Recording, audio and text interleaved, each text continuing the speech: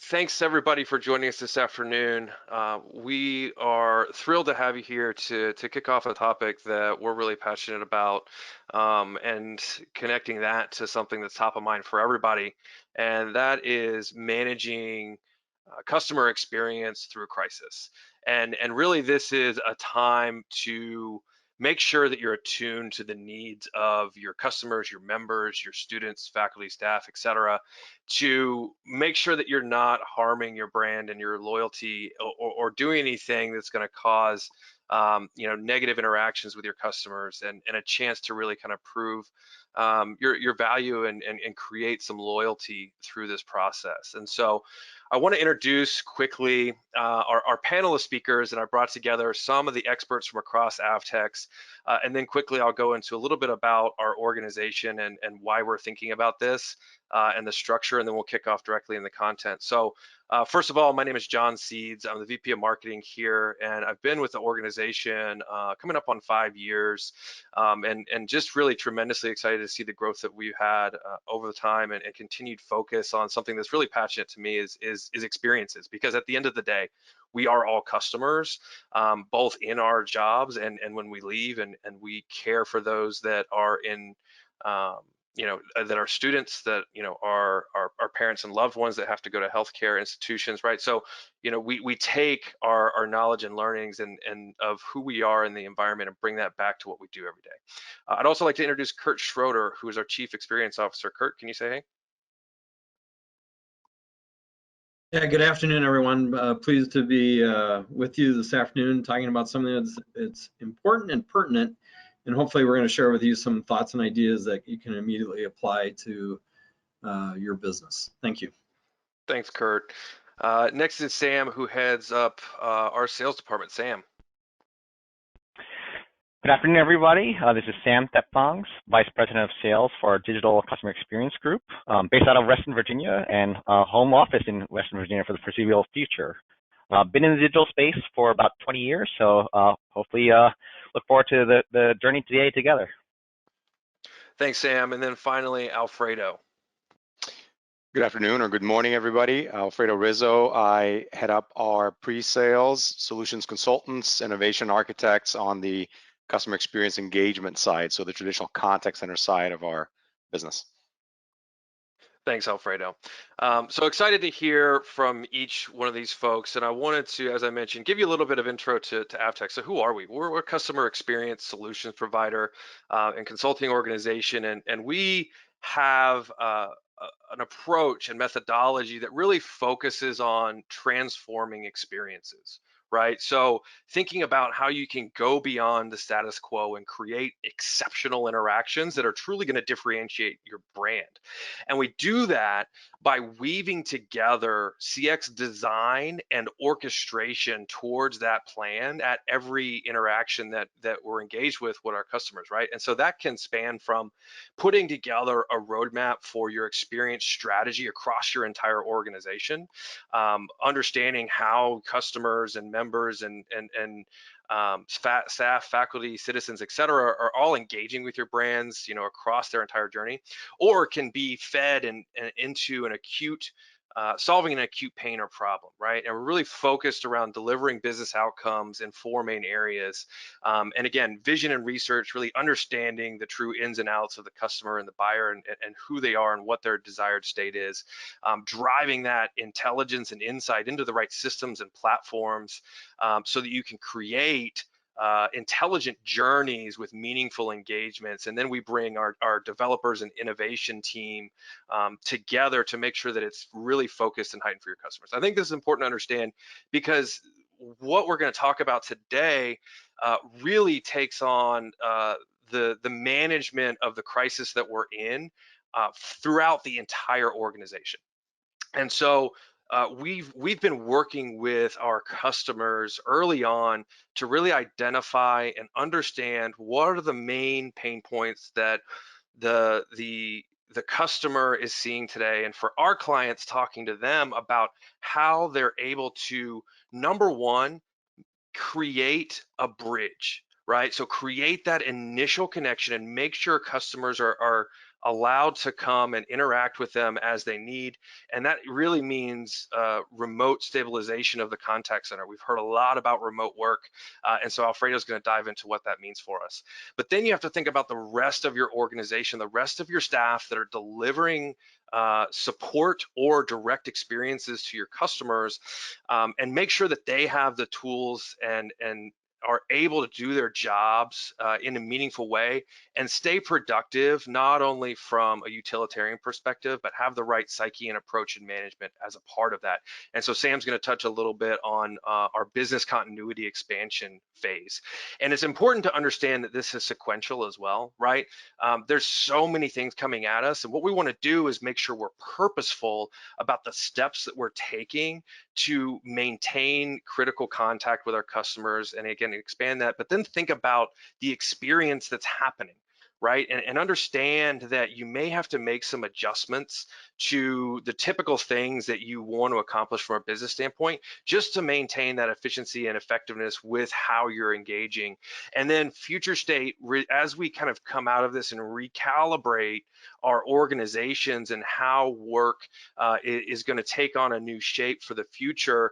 You know, and Kurt will take us through the CX crisis alignment, and then finally we'll have a group discussion around this future state for what it looks like from an employee standpoint moving forward.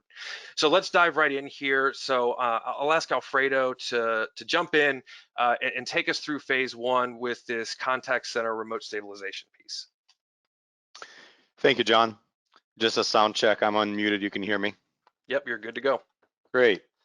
So thank you. So yes, as we move through those 4 phases, right, we're trying to look ahead and see what's going to ensue in the next 12 months, 18 months of this crisis, and what we can expect and how we need to prepare to respond. And this first phase here is, what was our short-term response? So as we got hit with, okay, we are going to have to transition to work from home very fast, what did we do, and what do we need to think about now that that's mostly done for most of our clients? So as we know, the contact center is one of the most critical departments we have. All your customers, your patients, your citizens, your members, whoever interacts with your organization, they can't come into your stores anymore. They can't come into your branches as much, perhaps not at all. And the contact center now has just been elevated in priority and importance. And it's also changed because the way that your employees engage, as well as your customers engage through the contact center, is different. Some are still the same, but some are now different. So we'll talk through that. But the expectations of your brand have not changed. They expect your brand to be a good brand, the best brand that they have perhaps in that area that they do business with.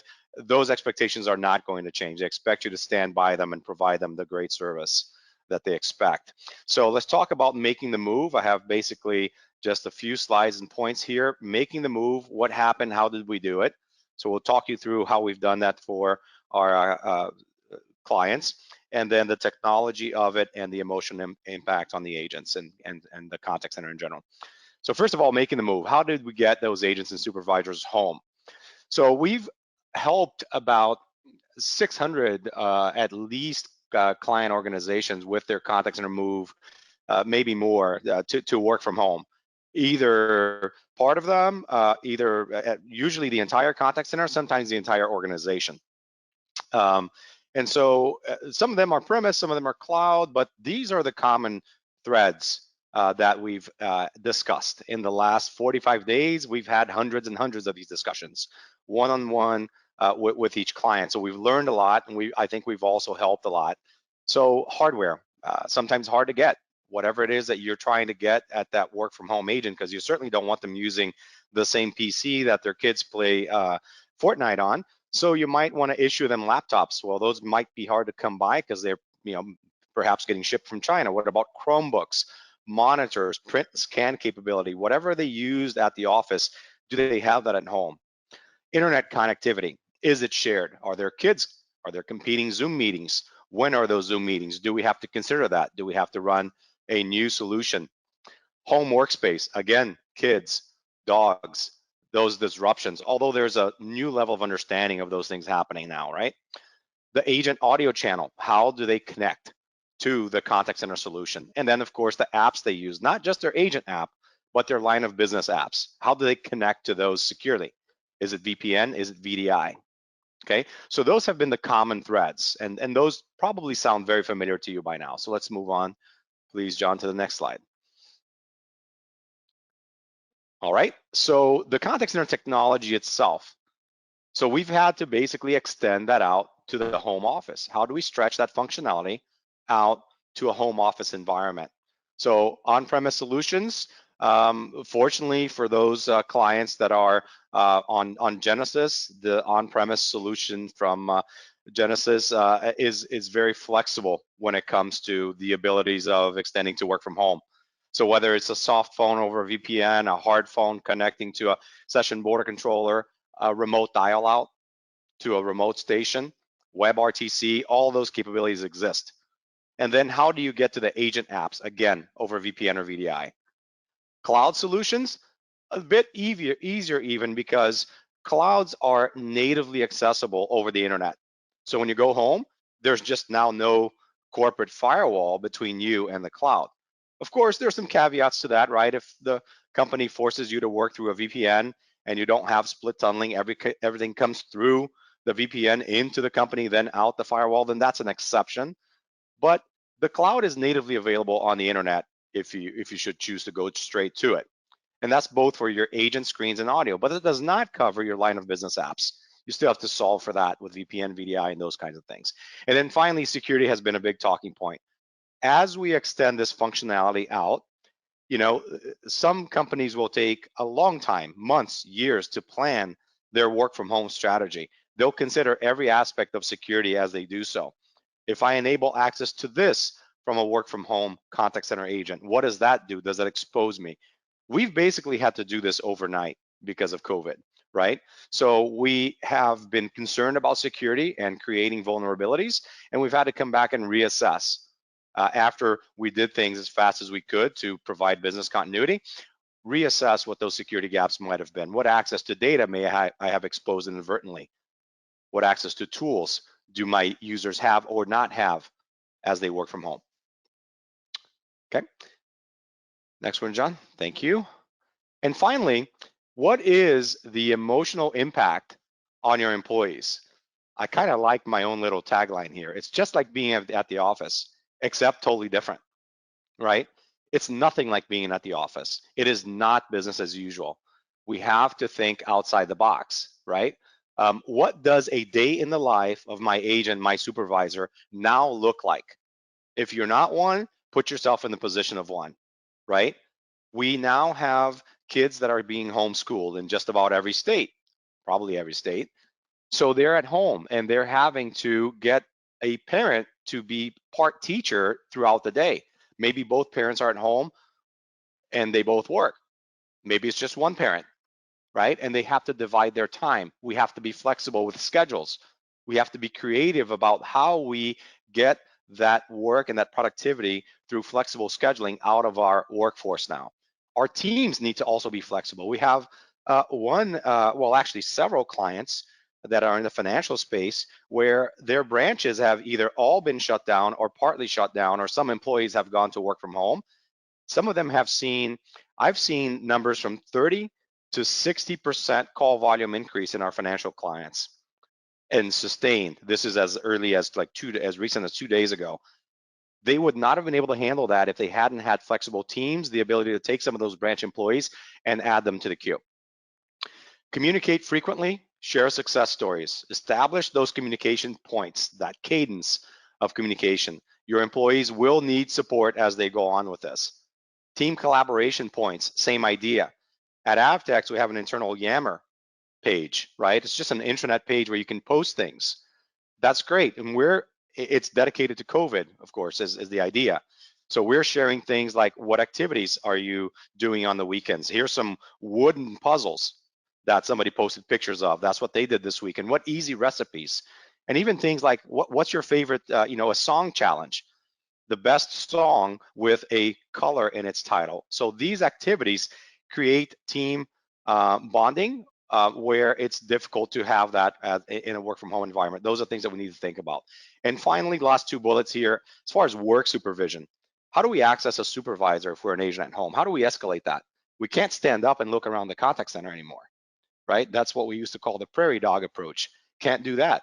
You've got to have the virtual equivalent of that, right? It's got to be something you click and it alerts everybody that you need some help on the interaction that you're on the call that you're on. I need you to jump in and start listening. That's got to be available. Quality monitoring. And finally, the KPIs to inspect the outcomes that you expect out of your work from home team. Okay. That is it for me, John. I'll hand this over back to you. Thanks, Alfredo. You know, one of the critical things that we've heard from customers is really there's a heavy just need to stabilize everybody in a remote environment. But now you can see some of the implications of moving everybody to remote work that Alfredo touched on, right?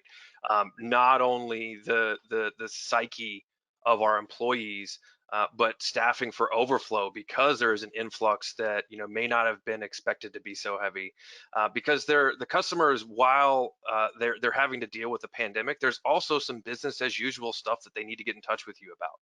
I harken back to a story where I had pretty early on in the pandemic where I had an issue with my auto loan where I had some questions about some paperwork that I needed to fill out and an address to return those to.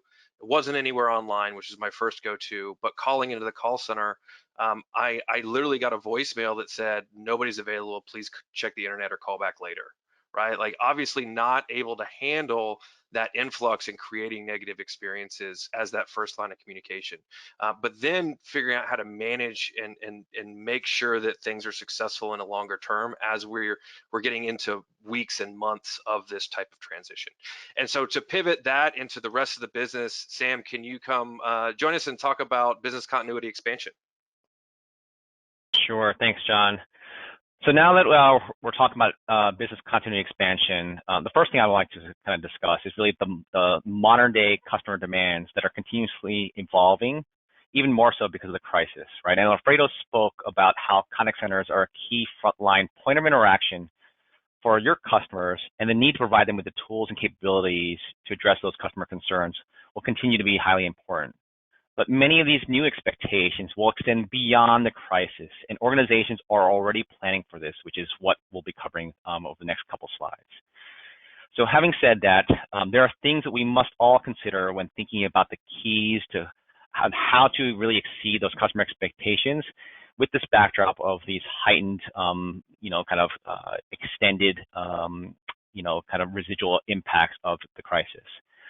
So first and foremost, the heightened expectations during the crisis. There's no doubt that these expectations have changed, not necessarily related to the brand, but how customers expect to interact with the brands. And I'll share a personal example, right? So, during the crisis, my personal time has become increasingly difficult to manage because my son has virtual education needs, while coupled with the demands of my work. And it's just given a different perspective, more so than ever before, of how important time has become, that I'm sure many of you can relate to. And with that said, that leads into the second item, which is moments that matter may not necessarily reside in contact center interactions. And I'll continue this example. So, I just shared with you my time challenges. And during the crisis, one of the things that my son and I are committed to is spending more quality time together in the open outdoors, right? And as such, I decided to take the plunge to buy him a new mountain bike, since it's been about 4 years since I bought his last bike, and he's about 12 to 15 inches taller than he was when I originally bought it. And traditionally, I would have literally gone to a store and talked to sales folks across the stores, conducted my own due diligence on those bikes. And in general, I love doing research and getting as much information as possible before, and getting people to validate that research and those assumptions that I make as it relates to those in-store interactions. But as you can imagine, in the current environment, those expectations are very different, right? I want to kind of replicate that type of experience, but in a virtual setting. And so I did the customary, surveying a bunch of local stores and trying to engage them when I thought would be a good, solid way to, interact. Started off with email. Wasn't finding it working well because of just the nature of how fast people were getting back to me. And so I quickly pivoted to something that I figured, as a person that's very concerned with time, I decided to engage all the kind of bike shops that actually had a chat channel available to me. And that afforded me one thing. It afforded me the ability to interact concurrently with a bunch of, a bunch of stores, and to basically ask questions about the bikes and the fitting process as a whole. And the one that stood out in the first 15 minutes of this process was a storefront that immediately got my attention because the person who I was interacting with was the person by name of Samuel, which obviously immediately we had a connection right off the bat. But functionally, what he was able to do was answer every single question I could throw at him about building specs, frame angles, because he himself was a builder of the bike. He wasn't in the contact center, but he was being forced to basically, change his way of interacting with customers in a virtual manner. And within the next 15 minutes, he, solidly kind of walked me through the process. And the moment that mattered to me, honestly, was the one where, I presented him some thoughts and options, and he gave me a bike that I had known very little about. And in doing some, real-time research with him online, it seemed like a no-brainer for me. And I immediately said, let's go for the bike. And I was confident in my decision and immediately purchased that bike for my ecstatic son. Which brings me to the third point, upstream and downstream capabilities, right? Impacting the perception and brand overall. This is a new storefront that I've never knew about before. And obviously you can imagine my son was asking me every single day, what's the status of this bike? I purchased the bike, but he wanted to know things like what's the status of my order? Where was it in the queue of the build process? When was the ship date? How long was it going to take to get here? What tools do I need to assemble this thing? So on and so forth down the line. And consistently the brand came through, whether I went via email, chat, online, for additional video supplements to, throughout the entire process, there's consistent alignment to my expectations, in the backdrop of doing this all virtual. Lastly, keeping in mind that customer experience is impacted by the employee experience. No personal example here, but an observation for many of our clients. When it comes to delivering great customer experiences, your employees need to be in a position to deliver the right message, having the right information and insights at their fingertips. Things that cause frustration or impede their ability to deliver that best-in-class experience. The most common example I see is where employees have to, just have multiple applications open to figure out what they need to deliver to the customer. And it leads to frustration and is prone to mistakes. Or the other example that Alfredo used earlier on was just simply having access to information from home. Having to log in via VPN or VDI. And do employees have the same access to information when they are in office than when they are at home? Next slide. So where do we start to address some of these items, right? So here's some thoughts. Prioritize where customers have the highest emotional and functional needs. And this simply gives you a path and a set of priorities where you can focus your efforts to make this biggest impact. Can't express this enough. This is how you can make, the largest impact to your customers when they see that you're taking time and effort to kind of identify those things that are really fulfilling their personal needs to address their expectations. Imperfection is okay. What this means is that as you look at these areas of emotional and functional needs, doing nothing will not move the bar at all, but rather trying to make solid attempts to driving positive change towards that customer experience challenge. It's okay to address them incrementally. Validate the changes that you're making are making the impact you intend, and learn from those things and continue to iterate until you get to where you want to be. Third, involve a cross-functional team. For change to be effective, include others across the organization to capture upstream and downstream relationships that drive the areas that need to be improved.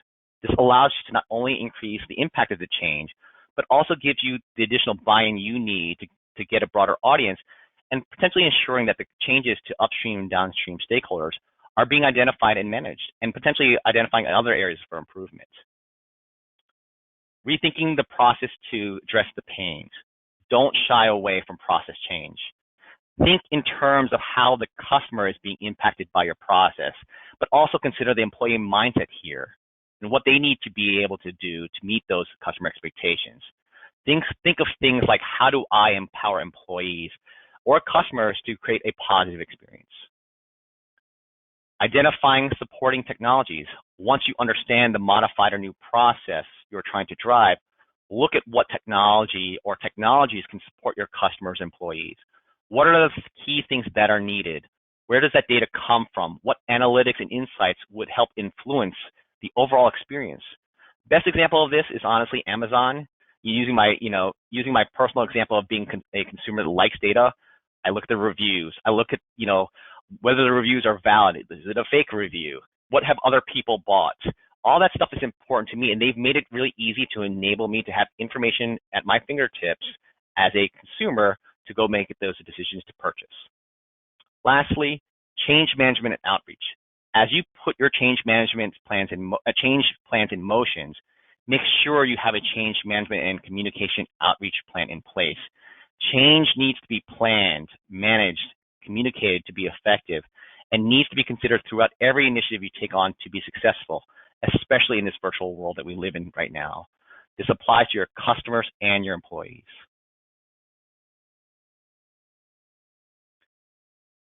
So this last slide of phase 2 covers some of the areas that you might want to consider. So number 1, review your existing CRM capabilities. Is CRM defined as the core information tool to manage your customer interactions? Or does it sit in multiple applications in the example I used in the previous slide? This is hugely important because you need a single place to have your employees understand where the customer is coming from and where they may want to go. And this is where the second bullet comes into play. Developing a 360-degree view of the customer. Look at all the way that your brand might interact with the customer. Sales, customer service, marketing, order fulfillment. Use the mountain bike example of my son. No matter how I engaged with that brand, they fulfilled my needs as a customer by creating a single pane of glass so that your employees can simply create empathy and context leading to interactions that they are having with your customers. The next 2 I will address together. Integrate data sources to enhance profiles and leverage machine learning and AI to uncover insights and empower your employees to act. You have a tremendous asset within your corporate walls, which is data. They provide invaluable information about your customers and prospects and their potential intent. The more that you can glean out of that data by combining not only the data you have within your corporate walls, but also enriching sources outside of that can create a powerful basis from which you as brands can leverage to provide highly personalized and contextually relevant interactions. And finally, ensuring that everyone has the information they need to make a positive impact on customer experience. This last point is simply saying that if you have information you have put together in the prior points, isn't making that data accessible to those who need it just as important? What value is that information towards advancing your efforts if you aren't providing that information to the employees that are empowered to deliver that customer experience? With that said, I'll turn it back to you, John. Thanks, Sam. As we move into phase 3 and kind of bringing Kurt to talk CX crisis alignment, I want to hit on a couple things Sam mentioned, and it's really thinking through what the key moments that matter are and how you are providing that information to the customers at the right place at the right time. And so a lot of the themes that he hit on and that Alfredo hit on are really prevalent in this digital transformation topic that has been discussed for years now. But with this huge transition and a huge pendulum swing all the way to the opposite side of the spectrum of driving nothing but virtual interactions, we're starting to see the impact of the reasons and the drivers for some of this transformation and change. And so while some of the themes are consistent with things that we've been doing for our clients for years, the way that they're applied and the methodology here, I think, is what's important. And now we want to shift and talk about how you understand and look at that experience that you're delivering for key ways to make sure that you're driving loyalty and not causing an abrasive interaction with the customer. So Kurt, can you take us through that? Hey, thanks, John. So what I'm going to try to do is really outline 4 kind of key goals that you should be thinking about or considering as you're delivering your customer experience in the midst of this crisis. Because if we think that, hey, our goal is to really just deliver the same, experience that we had before, but gosh, we've had to do a lot of things that Alfredo and Sam have talked about in order to deliver it from a home environment. You're going to miss opportunities. And so what I'm going to do is cover 4 key goals that you should keep in mind as you're delivering on the experience and really aligning that experience to your brand. So the first one is real simple, and that is reduce effort. So we know that customer effort is a key driver of admiration and loyalty. But in the time of crisis, it's even more important to reduce customer effort in every single interaction that you can. And here's why. In the midst of crisis, in the midst of stress, in the midst of anxiety, customers, people, we have a hard time thinking rationally. And so if we believe that a process is taking too long, if you're asking too many questions that maybe before the crisis, those were the questions that you asked and those were fine, but in the midst of crisis, they may come across as being too onerous. In the midst of crisis, you need to do everything you can to reduce customer effort to a minimum to help them accomplish what they're trying to accomplish. And so my encouragement would be real simple. Go through your interactions, go through the things that you're asking the customer for, and really evaluate those things to say, are we reducing these things to a minimum? Are we creating the minimum amount of effort for the customer as possible? And so it may be okay to kind of park some information gathering things that you're doing that that marketing might need in order to reduce that effort. But look for every area that you can reduce effort as possible, and that will help really drive loyalty up even higher from your customers. They'll appreciate that. They have a lot going on. There's a lot of things they're talking about. I love Sam and Alfredo's examples of, you got dogs and cats and kids doing homework, and the last thing they're doing is concentrating on exactly what you're asking them to do. Their minds are divided. And in fact, I'll pull back on my minimal amount of Greek that I know. The word worry actually in the Greek language means divided mind. And so as customers are worried about different things, they're worried about their health, they're worried about are their kids getting their work done right, they're worried about whether they're serving the customers the best possible way, they're worried about things, their minds are divided. And so they're not giving, customers are not giving their full attention. So reduce customer effort everywhere you can. The next important goal that you should be striving for in the midst of a CX crisis is really this idea that says emotional needs are as important as ever. In fact, more important. And so, if we think about good old Maslow's hierarchy of needs, if we look at that hierarchy of needs, at the very, very bottom in basic needs, they talk about, physiological needs, which is, food, water, warmth, rest, etc. But then right above that is what they call safety needs, which is feeling security, feeling safe. And so those emotional needs, when your customers are stressed out, when they have high anxiety, when they're worried about different things, when they're worried about perhaps getting furloughed, when they're worried about, I didn't get my stimulus check, they're worried about, gosh, even the trite things like, am I going to be able to find toilet paper at Target tomorrow?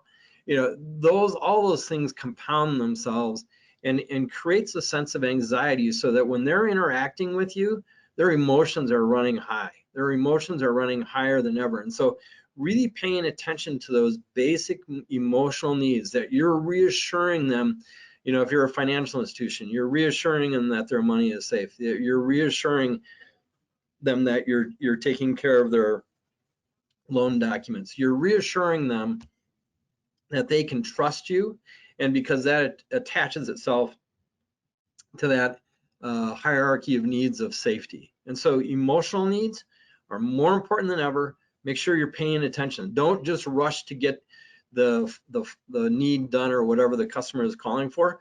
Making sure that you're attaching yourself to them. We keep hearing this, we're all in this together. It is really true. And then the customer hearing that from you, hearing that you're recognizing that they're might be under emotional stress, means the world to customers right now. So really paying attention to those emotional needs. Third functional needs are important as well, but keep in mind functional needs, certainly may have changed.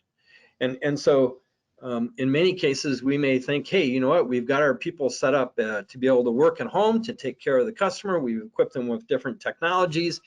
And now they can just go and do what they've normally done. That may not be true. Your customers' needs may have changed. And so you should be aware and keep track of what are you being asked for? What new requests are coming in that maybe customers didn't ask for before? Or, how are you dealing with those, and how are you communicating those out to the rest of the organization so you can adjust the organization's policies and procedures to accommodate those changing functional needs. So be aware of how functional needs are changing, and then adjust your policies, processes, and procedures to take care of those functional needs of the customer. And then finally, you have to recognize and realize that your customers are going through the exact, or your employees, I should say, are going through the exact same crisis as your customers.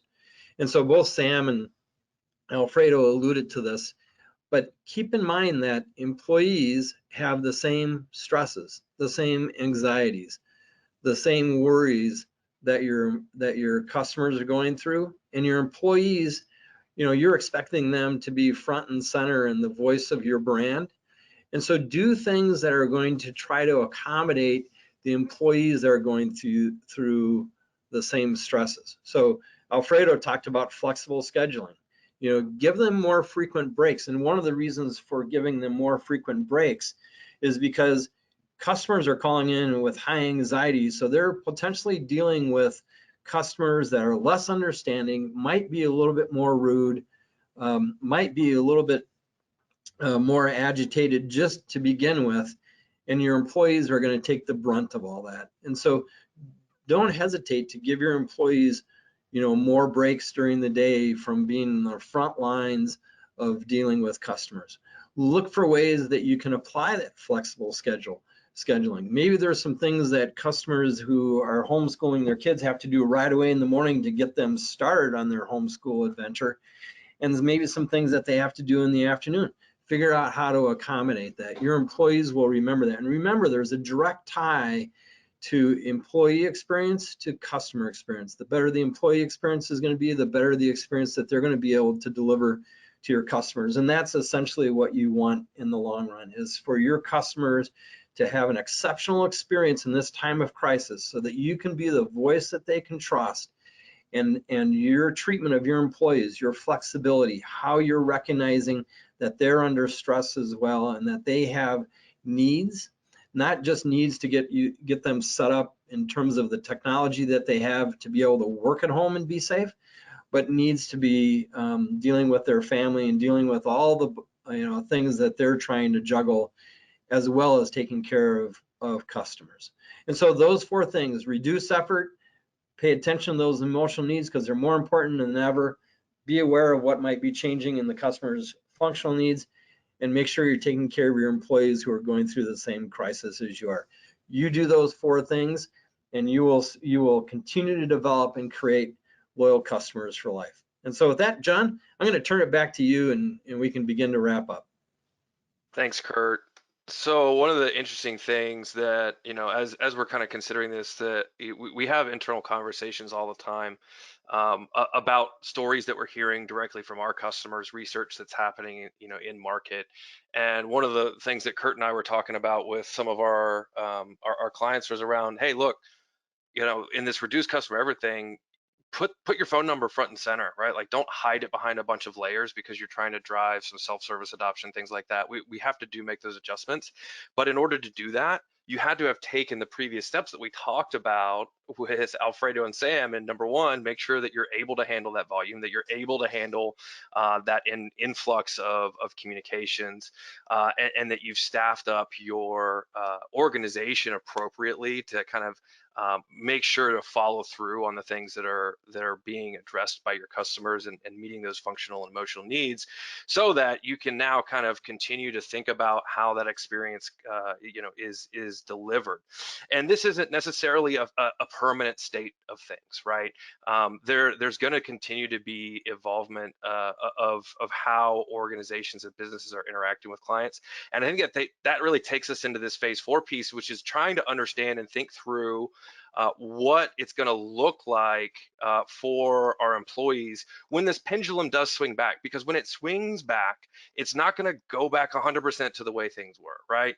Just put yourself in the mind of somebody who now, has an experience with being able to work from home and have a little bit more flexibility around their work lifetime. And one of the things I love what Alfredo talks about is work-life integration, and we're giving people an experience of that. So what do we need to consider as we recalibrate for this quote unquote new normal? And this is not necessarily a prognostication of what's actually going to happen, but things we need to consider. So Alfredo, do you have some thoughts on this in terms of the key things we need to think about now so that we're prepared for bringing our staff kind of back up to 100% post the pandemic crisis? Absolutely. So when we say 100%, bring them back 100%, that's figuratively, because we're probably not bringing them back 100% into the office physically. That new normal is going to look different on a go-forward basis from what we had pre-COVID. We will not see a full return to office in most organizations.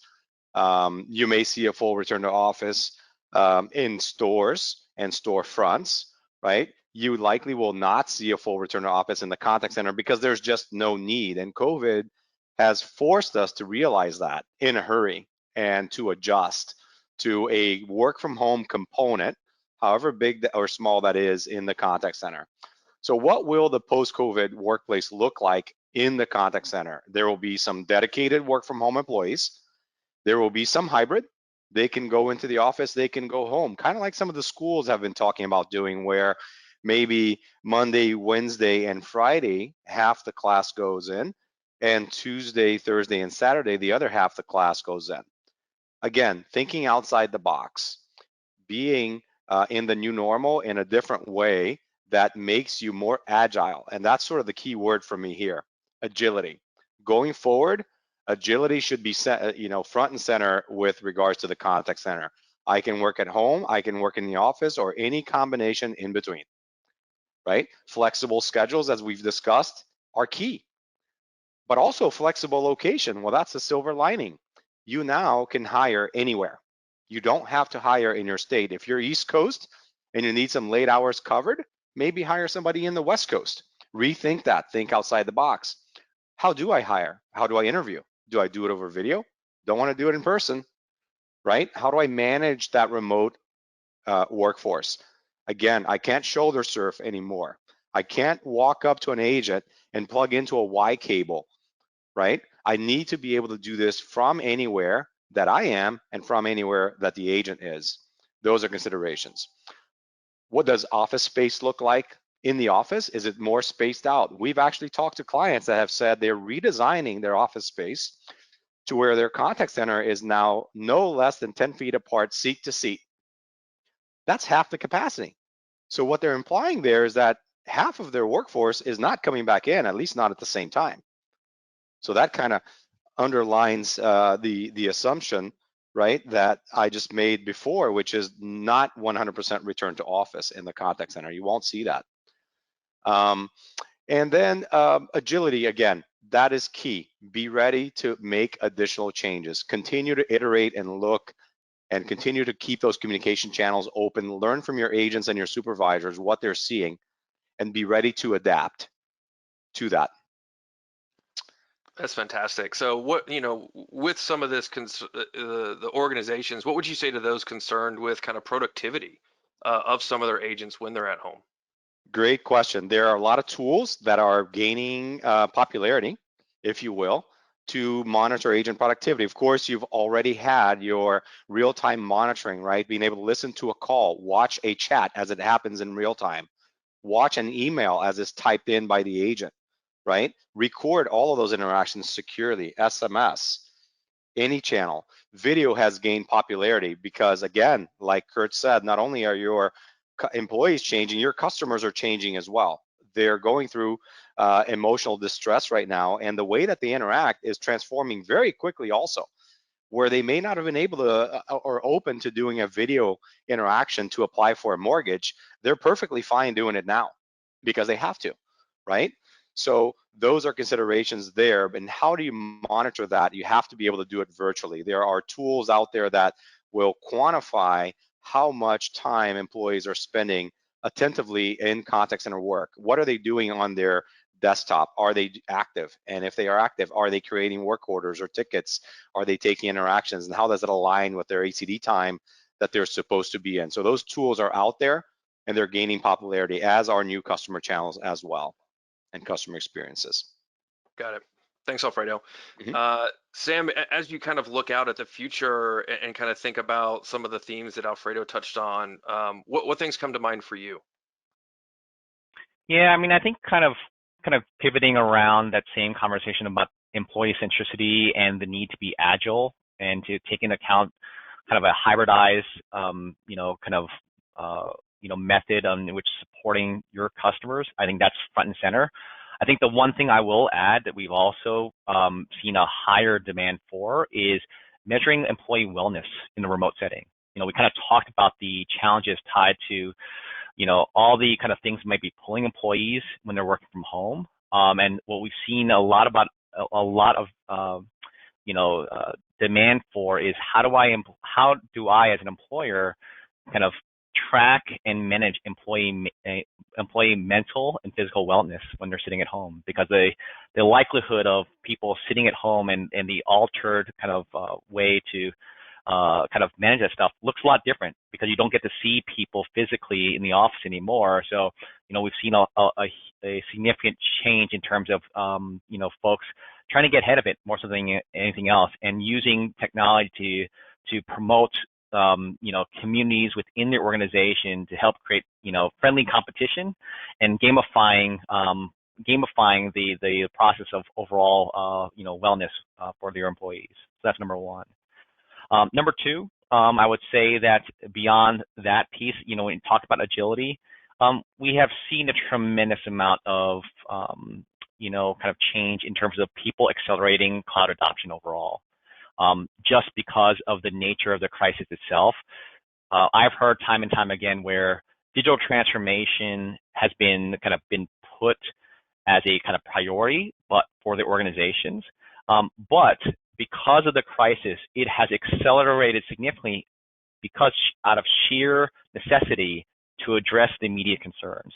And that itself has created a lot of invigoration of activity in terms of rethinking what the business processes, the policies, the procedures within the organization, combined with the technology, need to look like to support the new go-forward business model as a whole. And, as a result of that, what I kind of see is that people are now trying to take those things into consideration and really thinking for the long term, not as a reaction to the crisis, but more taking that strategic view that they wanted to before, but now moving those initiatives forward with a lot more vigor. Yeah, that makes sense. And I think that, I've talked to a number of clients and organizations who are thinking that way, is looking at this, and yes, understanding the key components to keeping business running, but also looking at it as a time to really shore up some of their operational goals around digital transformation, around customer experience transformation, and things of the like. So thanks, Sam, for that. Kurt, what are your thoughts here as we look at kind of this pendulum, recalibration, if you will?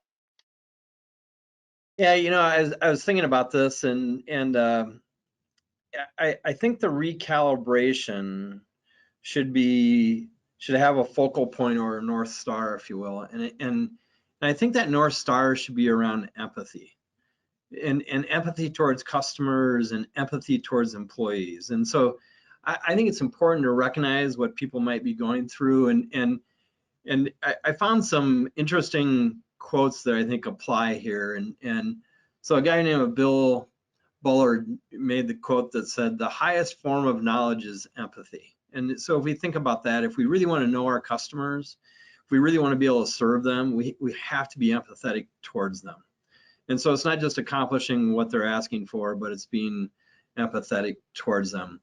Henry David Thoreau said, could a greater miracle take place than for us to look through each other's eyes just for an instant? And I think that's important, to be able to look through, our employees' eyes and see what they're dealing with and seeing what their stresses are. And finally, Barack Obama made the comment that said, empathy is a quality of character that can change the world. And so if you want to change how your customers see you, if you want to change their disposition, even for the day, that creates a memorable moment for them, I think empathy becomes the North Star in everything that we do in this crisis. And so what I would encourage people to do is be empathetic.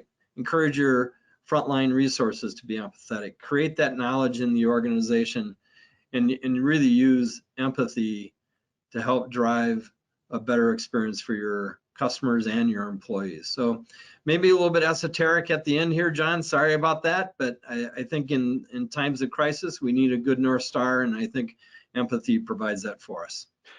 I think that that's definitely profound, and one of the key outputs of empathy is understanding, right? If you're able to really put yourself in somebody's other shoes, you can understand a lot more about desires and drivers and pains, and then that'll allow you to attach it to what you're trying to accomplish by being a trusted brand. And so I think that that's really profound. And so again, I thank you all for your time and the thoughts that you shared. And what we want to do is leave you all today with some key takeaways and considerations. Again, I understand that not everybody here, and that not everybody in our business world will be at the same place. And the reason for that, particularly in the United States, is because we have different sets of rules and regulations that are being enforced around this crisis, right? Which by its very nature means that it's not a ubiquitous process for everybody. And so understanding where you are in this phased approach is going to be really important to making sure that you're bringing the right groups together and addressing your customer experiences in the right way to drive those lasting and legacy loyal relationships. And so at phase one, make sure that you're thinking about establishing expectations, providing the equivalency for what they would have in the office to be able to produce and do their jobs and provide the needs that the customers are asking, and then consider the agent needs as a part of this. When you move to business continuity, think about after that interaction, what are the upstream and downstream implications, and what are the gaps today, right? What are those expectations, and how can you kind of solve and problem solve for those particular gaps, and then optimizing your people and process and technology around today's interactions, right? And that's kind of that business continuity expansion, and thinking about things like access to data. I'm here in the DC region, and I have a lot of neighbors that can't do any work because they can't access the information that they had to be plugged into their computer station at work for, right? So thinking about things like that, access to information, the right tools and processes, and then integrating change management and using that to drive and maximize adoption. As you move into CX crisis alignment, again, thinking through customer effort, what are the places at each step of the journey, right? This is not necessarily holistic across the way. You can do this in compartments across the organization by looking at what that interaction looks like and reducing customer effort at each touch point. But this is actually one of the points I wanted to highlight here. Is what this requires is this cross-functional addressment of this overall phased approach, right? There are many of you on the call from different departments and different with different goals and responsibility sets. But what we're talking about here is the perception and interaction with your brand as a whole. Remember, customers don't see us as a marketer, as a salesperson, as an experience expert, as an evangelist. They see us as somebody from the brand that they're doing business with, right? So keep that in consideration and drive cross-functional collaboration as you're looking to address some of these crises, CX alignment pieces. And again, adapting to functional needs, the people's needs are going to change as this process matures and as we get deeper into either sanctions or as states start to lift these enforcement rules, the people's functional needs are going to change. So you have to make sure that you're adapting and driving that empathy that Kurt talked about. And then finally, sitting down and developing that future state vision and action plan, building the process roadmap, IDing those key areas that you want to drive efficiencies for your organization on, that you can impact and take on that work today.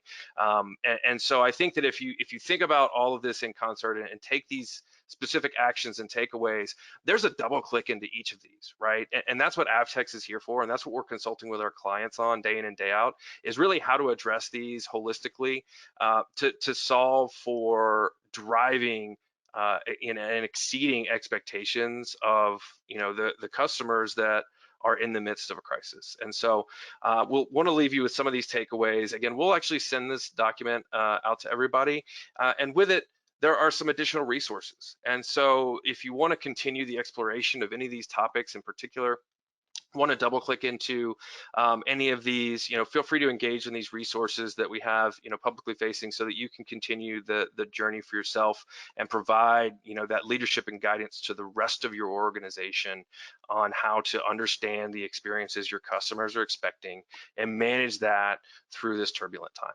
And with that, I will thank you again for joining us this afternoon. Hopefully you found some components of this that were really pertinent and helpful to really plan your strategies around, and we look forward to engaging with you again in the future.